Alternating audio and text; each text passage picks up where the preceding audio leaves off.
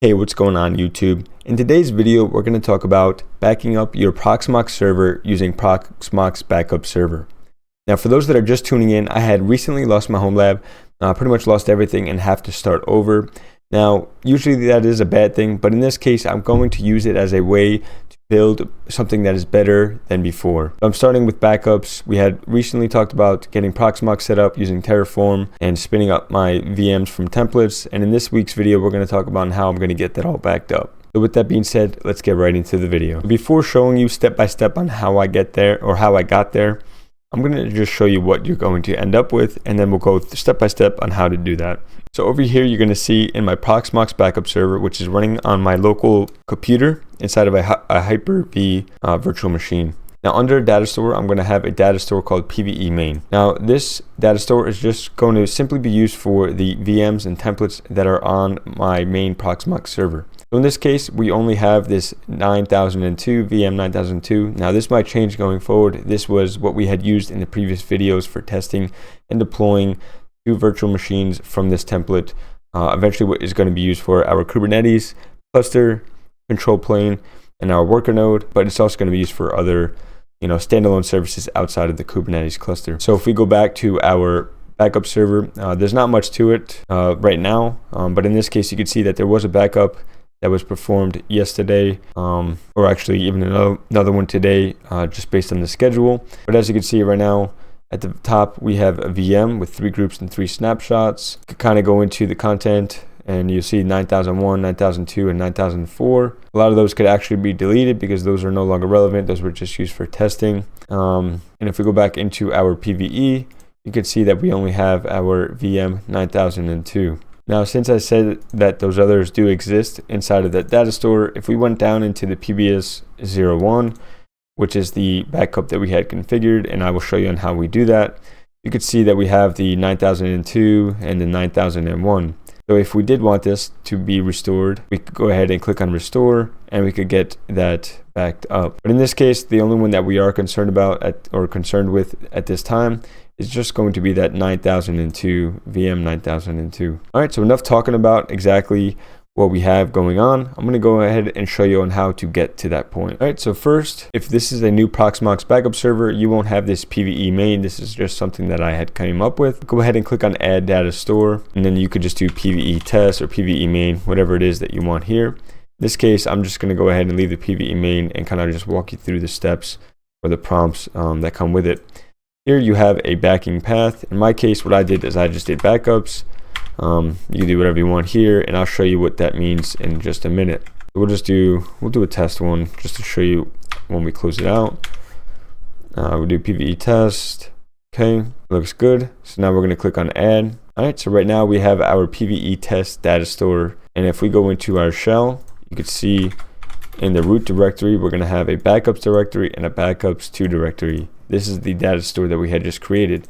So if we go into the backups directory, you're going to see that we actually have some files in there, and those are all related to the backups that I had just talked about just a minute ago. All right, so next, open up the Proxmox server, go to data center, and go down to storage. We're going to add a storage, and as you can see here, here's the PBS 01, which is right here. In this case, we're just going to add it. Go to Proxmox Backup Server. This could be whatever you would like, so we'll just do PBS 0102 test.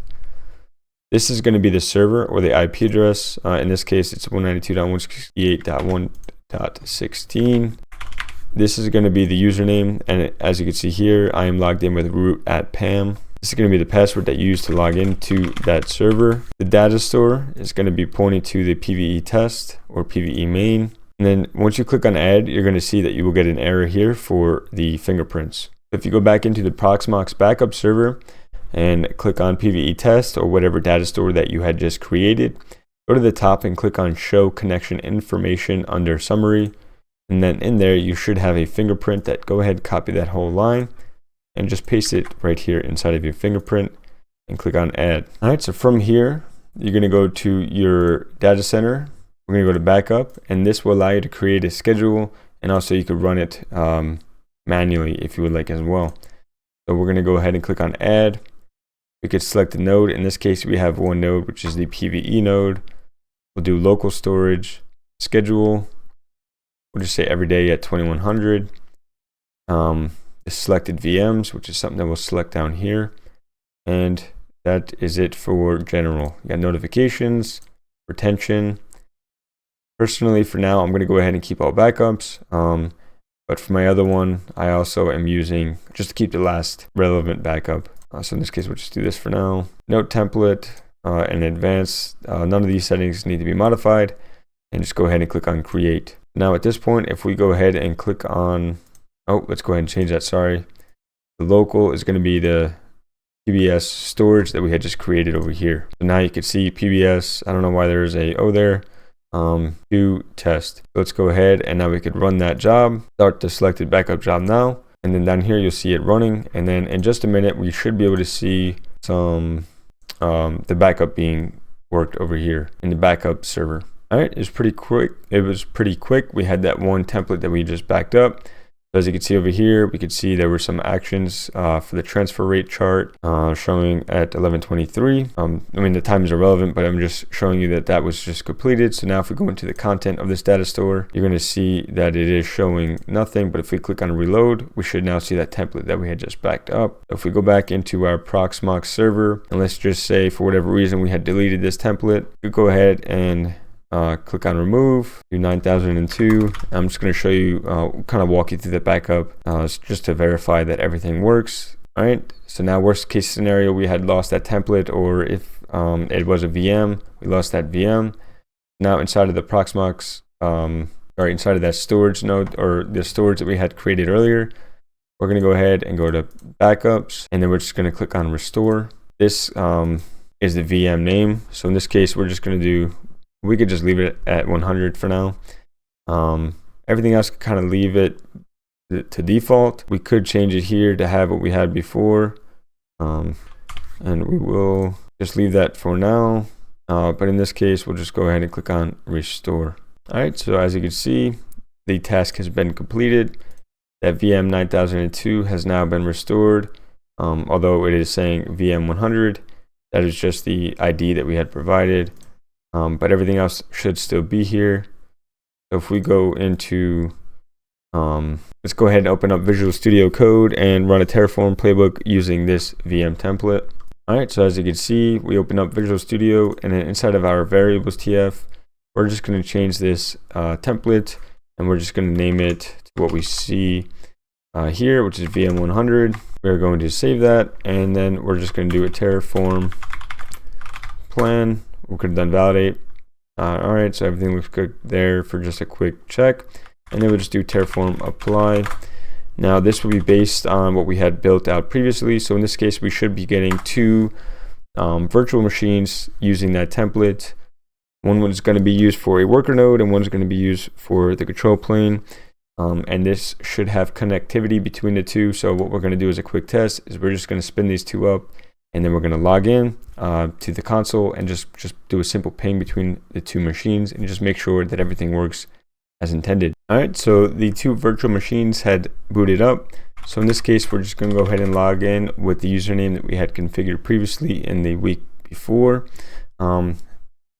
using Cloud Init and the Terraform that we had developed.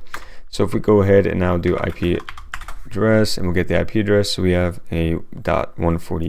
We'll just go into the other one and just kind of do a quick verification to make sure that everything kind of still works as we had planned it to. All right.